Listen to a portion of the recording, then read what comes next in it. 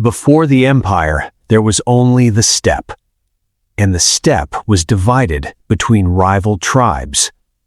His name was Temüjin. His father was a respected tribal leader.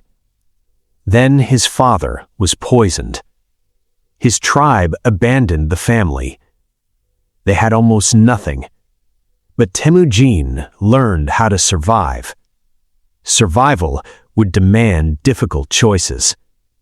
His enemies captured him, but he escaped. Then Temüjin found a powerful ally in Börte. Their marriage strengthened his position. Then his enemies took Börte. Temüjin turned to his old friend Jamukha. Together, they rescued Börte. But Temüjin was changing the old rules. He valued loyalty more than bloodline. Soon the two friends became rivals. The struggle for the steppe had begun. Temüjin was no longer a forgotten survivor. He was becoming a leader. And soon the steppe would know him by another name: Genghis Khan. This was the world that created the Mongols. The steppe gave little. Summer could be generous. Winter could be merciless. The gur was their home, and home could move with them. The horse was everything.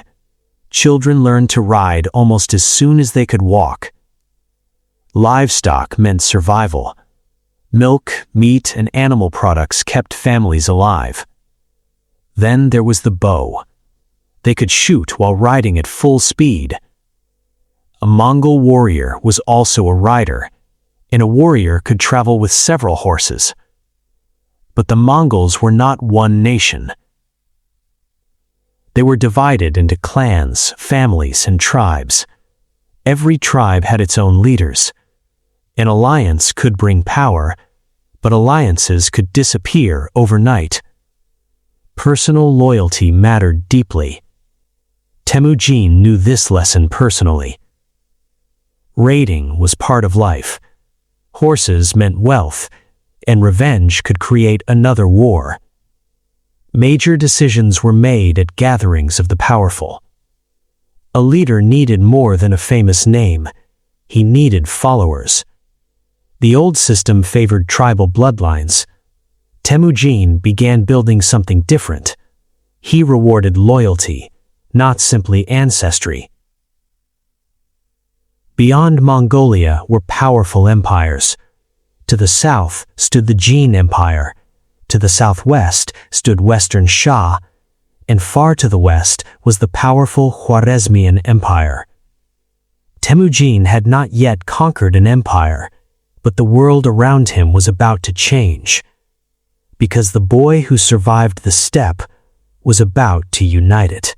Temüjin had survived childhood, but he still had little power. His family depended on him. Then Temüjin traveled to meet an old family connection. There he met Börte. She would become his wife. The marriage was more than romance. It was an alliance. Temüjin returned home. He left with a promise. Then Temüjin reunited with Jamukha. They became sworn brothers. Neither knew they would one day become enemies. Then an old enemy returned. The Merkits attacked, and they took Börte. For Temüjin, this was personal, but he could not defeat the Merkits alone. He turned to Jamukha. Then Temüjin sought another powerful ally. 3 powers were now aligned. An army gathered. They moved quickly. The Merkits prepared to fight. Then the Mongol cavalry attacked. The Merkit resistance collapsed, but Temüjin was still searching. Finally, Börte was reunited with Temüjin, but the raid had changed their lives forever. More warriors began following Temüjin. His reputation was spreading. Jamukha noticed. Temüjin was building loyalty across tribes. Jamukha represented an older tradition. Their friendship was beginning to crack. Then their followers began choosing sides. More people chose Temüjin. Jamukha understood the danger. Friends were becoming rivals. Temüjin prepared for the struggle. He had won his first major alliance. He had rescued Börte, and now He was heading toward war with his oldest friend. Temüjin and Jamukha were no longer brothers. Jamukha believed tradition should rule. Temüjin was building something new. Then the two armies finally met. The steppe erupted into war. Jamukha had the stronger position. Temüjin survived. The defeat taught him a lesson. He rebuilt his following. His greatest weapon was becoming loyalty. Another enemy stood in his way. The Tatars. They were connected to his father's death. Temüjin again sought powerful allies. The army began moving east. First came the scouts. Then the Mongols closed in. The horse archers struck from a distance. The Tatars were defeated. Temüjin's reputation grew. Victory brought him more followers, and he rewarded loyalty. Some traditional leaders became afraid. Jamukha was not finished. Once again, Mongolia was divided. Another confrontation was coming. Temüjin learned to organize. Orders had to travel quickly. Speed became a weapon. They could make an enemy chase them. Not every battle was fought with weapons. Temüjin was winning people. He was also dividing his enemies. His army kept growing. Every tribe could see it. Mongolia could become one, but powerful enemies remained. The Naiman were waiting in the west. Jamukha knew time was running out. Temüjin had survived his enemies. Now he would have to defeat them. To the west lived the powerful Kereits. They were more organized than many neighboring tribes. Their leader was Togrul Khan. Temüjin needed a powerful ally, and Togrul remembered Temüjin's family. The two men became allies. Temüjin also had Jamukha. 3 powerful relationships shaped the steppe, but alliances could change. Temüjin's following kept growing. He demanded discipline, and he rewarded loyalty. Temüjin and Togrul became a powerful military partnership. Together, they fought common enemies. Victory made their alliance stronger. Temüjin was becoming a major power. Not everyone welcomed his rise. Togrul's son was especially suspicious. Sengum saw Temüjin as a threat. Temüjin's power was becoming impossible to ignore. They began looking for a way to stop him. Then came a marriage proposal, but beneath the diplomacy was a trap. Temüjin discovered the danger. The alliance was collapsing. Togrul faced an impossible choice. His son pushed him toward war. Temüjin's enemies began gathering. Then the warning arrived. The enemy was coming. They attacked with surprise. Temüjin's camp was thrown into chaos. Temüjin was forced to retreat. His great army had been broken. But Temüjin refused to surrender. Once again, he began rebuilding. The Kereits believed they had won, but Temüjin was coming back. The balance of power was changing again. Once, Togrul Khan had helped Temüjin rise. Now, Temüjin would have to defeat him. Temüjin had survived another defeat, and once again he rebuilt. More warriors chose his side. Togrul Khan believed Temüjin was finished. Sengum believed the danger was gone. They were wrong. Temüjin planned carefully. His scouts watched every movement. Then the army moved. The Kereits were not prepared. Then they saw the dust. The alarm spread through the camp. The Mongols attacked. They attacked from every direction. But the Kereits fought back. Temüjin kept his army organized. The Kereits were being surrounded. Their formation began to collapse. The Kereits began to flee. Togrul Khan escaped with a few followers. He searched for somewhere safe, but his identity was not recognized. Togrul Khan was killed. Sengum escaped. The Kereit royal power was finished. But Temüjin did something unexpected. He absorbed many of them into his own forces. Former enemies became his soldiers. His army became even stronger. One of Mongolia's greatest powers had disappeared. The remaining tribes were frightened. Temüjin was creating something new. But one great enemy remained: the Naiman. The Naiman still controlled the west. Temüjin now turned west. The Mongol army prepared for another war. The Naiman would be his next target. The abandoned boy was gone. Now Temüjin was coming for the last great power of Mongolia. West of Temüjin stood the Naiman. They were one of the strongest powers in Central Asia. Their ruler was Genghis Khan. The Naiman had a powerful political culture. They even used written records.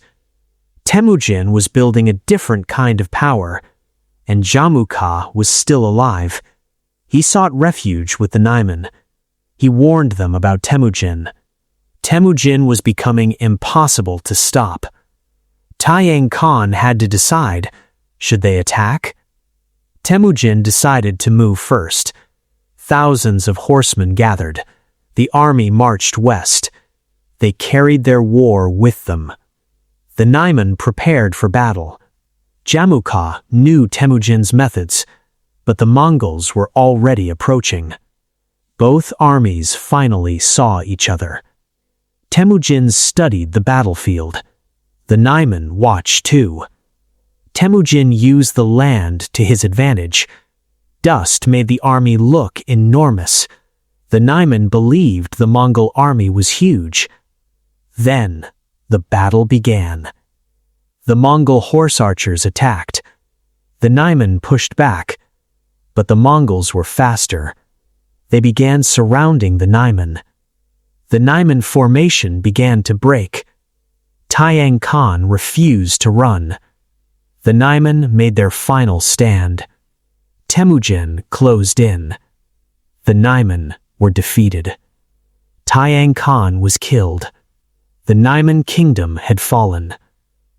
Jamukha escaped again, but he had almost nowhere left to go. Now almost every major rival had fallen. Temüjin stood above a united Mongolia, but he had not yet become Genghis Khan. That transformation was still ahead. Mongolia had changed. Temüjin had become the strongest leader. Some leaders still refused to submit. Jamukha returned once again. He gathered Temüjin's remaining enemies. They believed this was their last chance. Temüjin soon heard the news. Another war was coming. Temüjin mobilized his army. Once again, Mongols faced Mongols. The final struggle began. Temüjin's army was disciplined. Jamukha's coalition was divided. His alliance began to collapse. Jamukha fled. He had almost nowhere left to go. Once they had been brothers. His followers knew the war was over. They betrayed Jamukha. Jamukha was finally captured. Two childhood friends met again. They remembered the past. Jamukha asked for one final favor. Temüjin made his decision. He refused to kill his old friend dishonorably. Jamukha's story finally ended. His oldest rival was gone. The remaining Merkits were absorbed. The Tatars had already fallen. The Kereits were now part of his world. For the first time, the Mongol tribes were united. A new nation was taking shape. Temüjin had built a new leadership. Then came the Great Assembly. In 1206, the tribes gathered. Temüjin stood before them. Temüjin became Genghis Khan. The boy who had lost everything now was the ruler of a united people. But uniting Mongolia was only the beginning. Beyond the horizon lay the largest empire the world had ever seen. In 1206, Genghis Khan united the Mongols. But unity was only the beginning. Now he needed a direction. He reorganized his army. Units were organized by tens, then hundreds, thousands, and finally 10,000s. Tribal identity mattered less. The Mongol army had become a machine. His first major target was Western Xia. It was very different from Mongolia. The Mongols were horsemen. Western Xia had walls. In 1205, Mongol forces began testing Western Xia. Then the attacks became serious. The Mongols moved faster than their enemies expected, but cavalry could not simply ride through walls. So the Mongols learned. They began using engineers. The Mongols began learning how cities were conquered. The pressure became too great. Western Xia chose negotiation. The kingdom submitted, but a much larger empire stood ahead, the Jin Empire. The Jin controlled much of northern China. The Mongols and the Jin had a long history of conflict. The Jin were also a powerful neighbor. Genghis Khan chose war. In 1211, the Mongols invaded the Jin Empire. They attacked across a huge front. The Jin fought back. On open ground, the Mongols were devastating. They could lure enemies away from their defenses. Then they turned. But the walls were still a problem, so the Mongols adapted again. Siege engines attacked the walls. Then the Mongols reached Chengdu. The Jin capital was enormous. Genghis Khan prepared for a long siege. The Mongols were becoming more than horsemen. They had learned how to conquer the steppe. Now they were learning how to conquer cities. And their next enemy would be far beyond China. Beyond the Mongolian steppe was another world. It was ruled by the Khwarazmian Empire. Its ruler was Shah Muhammad II. Cities like Samarkand were wealthy.